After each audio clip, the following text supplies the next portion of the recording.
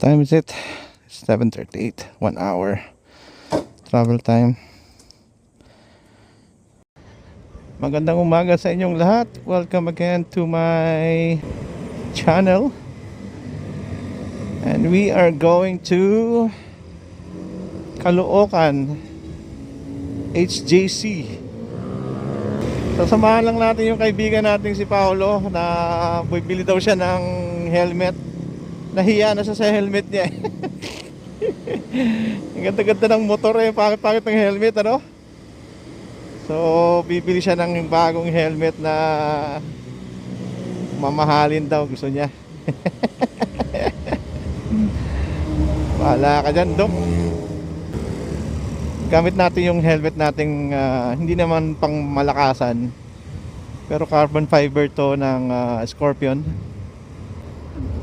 Yung policy buying lang tong pagkabili ko nito. Minsan ko lang ginagamit to eh. As in, siguro mga 2 beses ko pala o 3 beses ko palang ginagamit to. Tinatry ko na nga sa ibenta eh. Kasi ang hirap niyang lagyan ng tawag nito, chin mount. So ko siya ibenta, pero parang gusto pero ayaw. Kasi kahit paano classic naman to. Classic na helmet to eh. Kulay ginto. Shout out kay Baby Shark na walang magawa sa buhay, na Ride Connect lang ang alam sa buhay. Natatawa na lang talaga ako sa kanya. Parang hindi siya happy sa amin. Parang hindi ka happy bro sa mga standard. Parang feeling mo talaga ka-level mo na yung Vespa. Kasi na-mention niya yung level daw niya ang Vespa, Giorno. At TFT display parang ano lang yun eh. Ang lit-lit ng TFT nun eh. Basta maliit ang nun. Hindi ko gusto ang TFT display nun. Masyado maliit. Tapos proud na proud siya. Ka-level na daw niya mga ganun. Oh wow. Ka-level na daw niya. Hindi daw niya ka-level ang mga naka-standard. Malungkot buhay nun, ano? Baby Shark, kung sino ka man, diyan ka na lang ha. Huwag ka namang gulo sa buhay. Kaming mga naka-standard, happy kami sa buhay namin.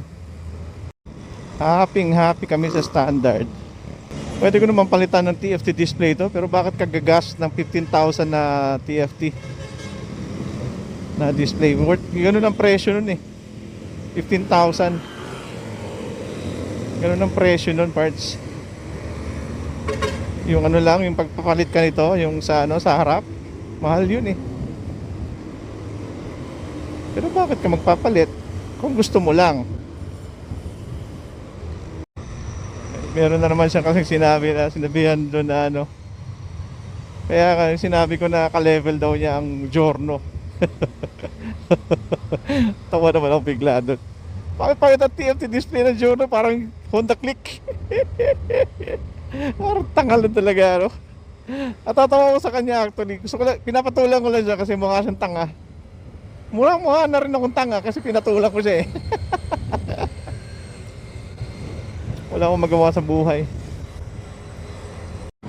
Pupuntahan natin ang SEC Motor Supply Caloocan kasi meron silang tunnel bag para sa XADV. Grabe, ang mahal, 8,000 pesos. Though kung bibili ka ng original nun, X-Tour ba yun ang original? 20,000 plus yun o 30,000. Medyo mahal din. Kung pareho lang naman quality, di ba? Pinalitan lang yung pangalan. Why not? Why not? 8,000 is not bad. Pero mahal. Well, you are riding a expensive motorcycle, so might as well. Mahal na rin. Pero hindi ako ganun eh. Kuripot ako sa mga ganun. Kasi kung pwede namang maging practical ka. Hindi yung pa-showy ka lang. Mahirap yun, parts. Iba pa rin yung practical ka sa mga bagay na bibilin mo at hindi ka magastos. Dami na talaga nagmumotor dito sa Pilipinas, no? Dahil sa convenient, matipid sa gas kaysa mag-commute ka. Hassle kasi mag-commute eh. hassle mag-commute. Ay, ilang oras ka maghihintay, nagsisikan pa. Diyos ko, paano kung babae ka? Kaya talaga, advice ko talaga, mas marunong kayo magmotor eh. Malaking bagay talaga mga parts, magmotor. Kaya sa ano ko, sa lisensya ko, 1, 2, 3 ako, pwede ako mag-drive ng ano, forklift. 1, 2, 3, 4 pala. Pwede ako magdala-drive ng ano, mga special equipment. Kasi during the time na nasa Davao ako, kumuha ako ng lisensya, sabi ko, non-pro lang, sir. Sige, non-pro mauna. Tapos pag mag-professional ka na, mag 1, 2, 3, 4 ka na. Bakit sir? 1, 2 lang, okay lang. Or 1 lang. Or yung ano lang, yung kotse lang. Hindi, mag 1, 2, 3, 4. Tama nga siya. Kasi mahal na ngayon pag ganun ka yung level mo. Yung number of level of ano, yung sa checklist ba yun sa LTO na ID mo. Mahal na. Pag nagdagdag ka, mahal siya. Buti na siya na, basta mahal na pag mga ganun. Dati kasi same lang yung presyo eh. Mura lang, 150 lang yata yung dagdag ko dati. 1, 2, 3, 4 na. Sobrang mura. Kaya pag kumuha kayo ng lisensya, yung first time nyo, mag 1, 2, 3 na kayo. Okay, huwag na yung 4. Sumubra yata yung akin eh. 1, 2, 3, just in case lang na pwede kayo mag-drive ng truck. Para at least pwede talaga kayo kahit saan. Kung kailangan nyo na trabahong kung sa ibang bansa, di pwede kayo. Hindi yung naka 4 wheels ka lang. At least 6 wheeler pwede. Diba? Ganun lang yun, parts. Maging ano kayo, maging mauta kayo sa mga ganun. Kung kukuha kayo ng lisensya, 1, 2, 3 ka na. Huwag ka na mag 1, 2. Diyos ko, motor lang yan, tsaka 4 wheels. 4 wheels. Might as well get the 3 para at least pwede ka sa truck. Ganun, no? Panel. Pwede ka sa 6 wheeler. Ano kaya bilhin niyang helmet? Kuripot din yun eh. Sa akin din ng kuriputan sa katawan niya.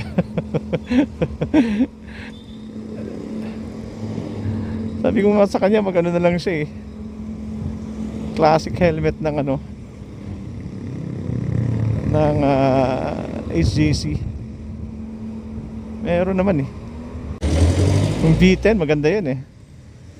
Maganda fit sa akin yun, parts. Pero hindi ko kailangan yun. Maganda na itong aking helmet. Meron naman tayong magagandang helmet na komportable. Ito komportable to. Gaan eh. Gaan siya. Spider helmet. Ay, hindi siya spider. Sorry. Scorpion pala. Sabi ng mga kaibigan ko, maganda daw talaga mag-invest ka ng helmet. True naman yon. Naniniwala naman ako doon, parts, na maganda talaga mag-invest ng helmet. Pero tandaan mo ha, marami akong nakitang namatay na magagandang helmet, Arai, Shoei. Medyo pa nga, mayroon pa kang coverage eh. Namatay sila, either napipi yung head nila sa wall, or natusok sila sa bakal, or nabangga sila sa gilid. Pero yung ulo nila intact pa. Pero yun nga, the point na mamatay ka sa ibang bagay ng katawan mo, wala rin. Pero hindi ko sinasabi hindi ka mag-invest ng helmet. Invest ka pa rin. Kasi maganda pa rin yung meron kang magandang helmet na mahal. Itong helmet na to mga parts, hindi ako sure na maprotektahan yung ulo ko dito. Kasi manipis ang gilid nito eh. Parang ano lang to, yung rook. Yung yung mahal na klase, yung ginagamit ng mga Vespa boys. Yung quartz ba yun? Diyos ko, sabi ng kaibigan ko na nakaganon. Sabi kasi ng mga kaibigan, bro, dapat talaga mag-invest ka ng helmet para sa ulo mo kasi mahal ang ulo mo eh. Talaga, tama naman yun. Magkano yung helmet? 38 to 30, 40,000 depende sa model. Diba? Ganun siya kamahal. Pero kung titingnan mo yung loob nun, parts, kulang sa paddings yun. Nagugulat ka na lang. Mahal yun eh. Pero gwapo ka talaga dun. Yung talaga ang helmet na pag pangit yung nagsusuot, gumagwapo talaga. Dagdagan mo pa ng Vespa, gwapo ka na talaga dun, Brad. Di ba? Alam mo naman sa Vespa, magwapo ang mga pangit doon. Kaya nga binitawan ko ang Vespa eh. Pero in fairness sa Vespa ngayon na 180, parang gusto ko siya. Meron akong gusto na parang cerulean blue. Parang gusto ko yun. Ganda nun, parts. Parang gustong gusto ko yun. Mahal lang eh, 240 ba?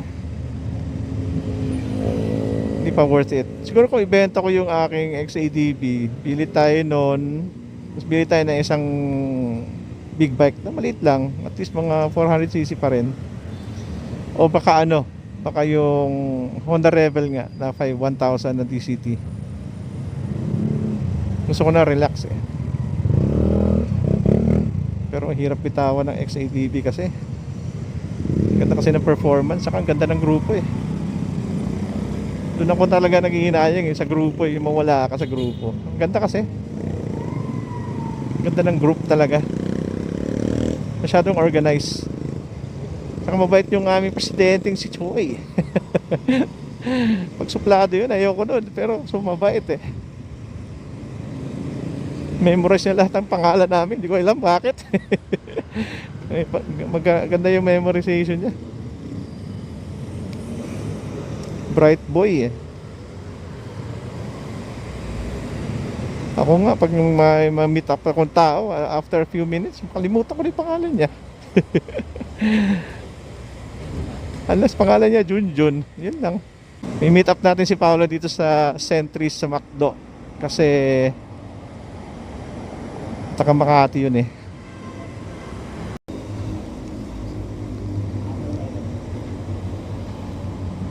Wala na ako nito eh. Nahulog. Okay.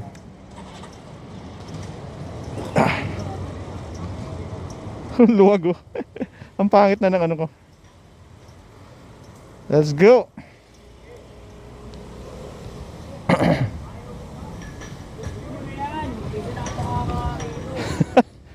Baduy yun eh. Nanonood ka pa ba nun?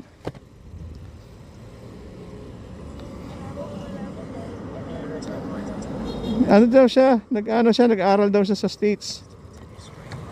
Oo, sabi niya.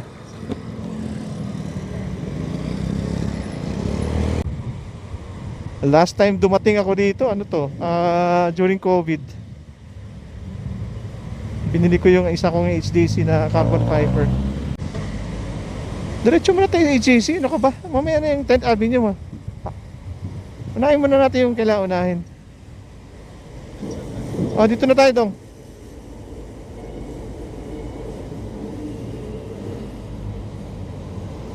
Talaga? Ginawang pa-ordinary lang?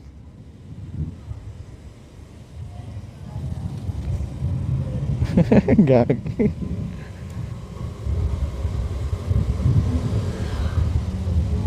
Baka kay Oni yun. Ay, sarado. Sarado pa yata. Anong oras na ba ngayon? Oo nga, sarado pa eh. Oras na ba? Parts and services.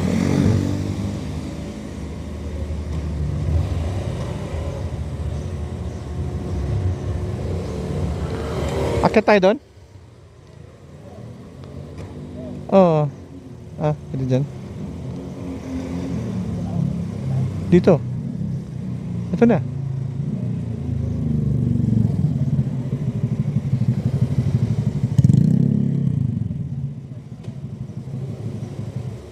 Aso.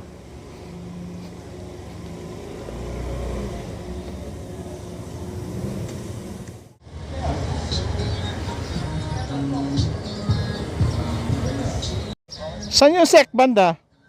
Pakalawang kanto, kaliwa po kayo. Dito Paulo sa kabila. Thank you, boss. Nandito pala si Nick Labo. Dito ako nagpapaayos ng ano, ng exciting Kimco. Diyan, oh. Oh, diyan.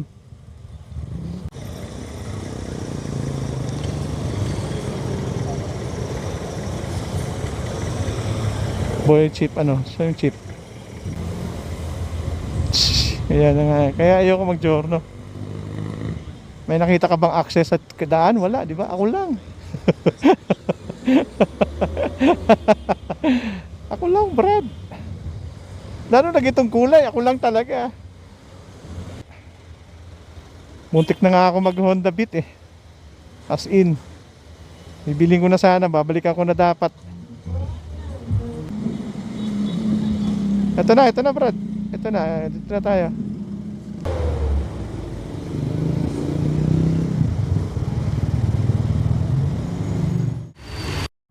Bakit tinawag siyang boss chip?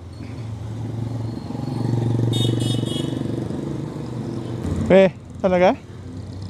O tara, papalitan natin yung Brembo to aking brake.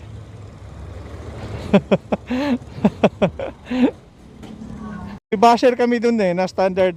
Naka ano siya, naka Ride Connect. Basher namin yun eh. Ayaw niya sa mga standards kagaya namin kasi pang ano daw, hindi daw pang matagalan. Parang tanga. Dito pa tayo?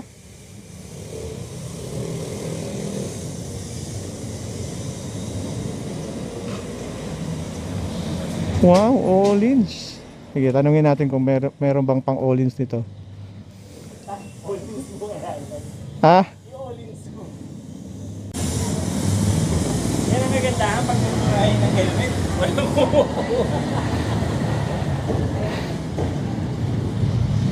Hindi pwede sa akin eh. Yamanin. Ano pangalan mo, pre? Jan po. Si Jan. Yan. Oh. Oh, palit. Palit. Palit. Palit. Palit.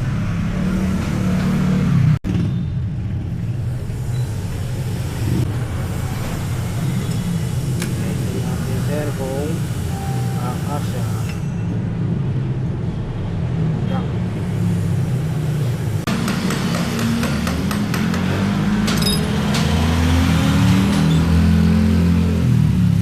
sa lahat.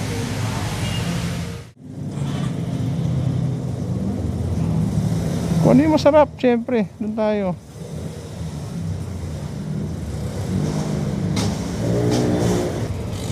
O tara.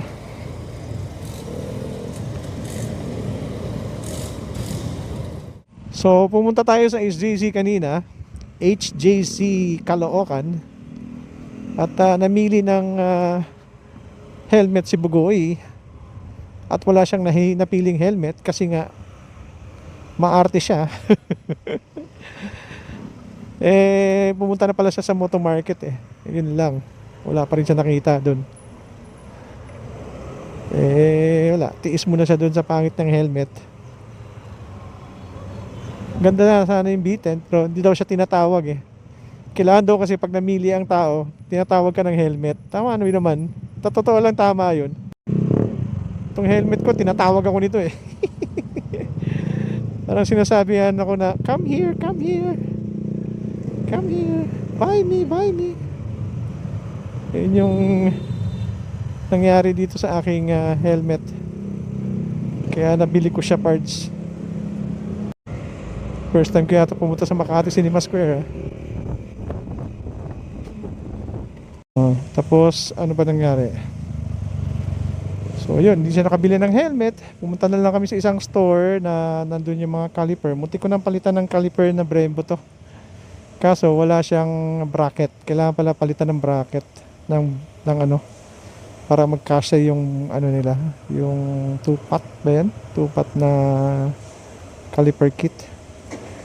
So yun, sayang, meron na sana akong Brembo brake. Tapos wala, hindi napalitan. So sabi sa akin, papalitan mo muna ng bracket sir, tapos magpapalit din tayo ng brake. Ito luho na talaga to, hindi na to upgrade na to, upgrade na luho na to. So papalit tayo ng brake disc. So papalitan natin yung brake disc natin ng mas maganda, mas na kaakit-akit. Kaakit-akit. Palitan natin siya ng ganun, ng mas kaakit-akit. So pag napalitan natin ng brake disc to, palit din tayo ng caliper. Pero kailangan pala bumili ka muna ng caliper mo kit bago ka magpagawa ng bracket na CNC. Ganun pala yun, parts. O di sige, ganun ang gagawin natin. Tapos pag once na okay na yung brake kit nya, ng bracket, papalagay natin tong yung caliper kit. Tapos pag pinalagay natin caliper kit, okay na yung brake ko sa harap. Mas malakas na siya. Though malakas na to, pero mas iba yung dating nun eh. So wag niyo akong gayahin, kasi una-una luho na tong ginagawa ko at hindi na maganda. Sina-challenge na ako ni Baby Shark eh. Si Baby Shark kasi challenge ako. Tapos yung kickstart ko, pinalitan natin ng CNC, pero may mali lang ako nangyari dun, mga parts. Kasi yung pag na ano siya, na pag tinanggal natin sa center stand, nag-aabot yung aking kickstand tsaka yung center stand. So hindi siya maganda tingnan. Nagbabanggaan sila dun sa baba. Kaya sabi ko, kung alam ko lang kanina, kung na-check ko kanina, di sana pinaulit ko. Pinataasan ko lang ng konti. Kasi konti lang naman eh, siguro mga ganyan lang portion niya. Yun lang yun, parts. Yun lang yung difference. Ganyan lang. Pag mataas lang ng konti. Total, yung kickstart ko naman dyan, parang decorative na lang siya. Hindi ko marunong mag-start ng kickstart. Yeah, I don't know paano siya gawin. Lang yan, layo pala nito. Ayun, so muntik na. Tapos lahat ng mga silver na mga bolts dito, mga screws, pinalitan ko ng yayamanin bolts. Yan, except lang dun sa flooring, hindi ko kailangan ng bagong yayamanin dun. Kasi meron naman siyang floor mat, so hindi siya makikita. Okay lang yun. Pero eventually, pag ilaban natin to sa car show, kailangan detailed lahat. Kailangan palit lahat. Ha! Grabe yung gastos, no? Gastos ko. Ha? Okay lang, parts. Okay lang yan. Basta masaya. Ito naman, extra money lang naman to, mga parts. Pero maghinayang ka rin. Sayang din eh.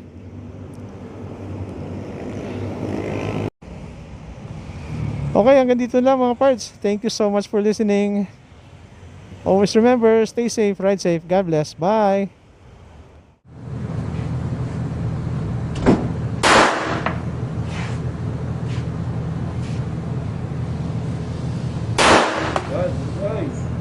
Oh, di ba? Gumagaling ako dito, Brad. Pwede ka na mag-extra sa Batang Quiapo. Pwede. Oh. Ano po tayo?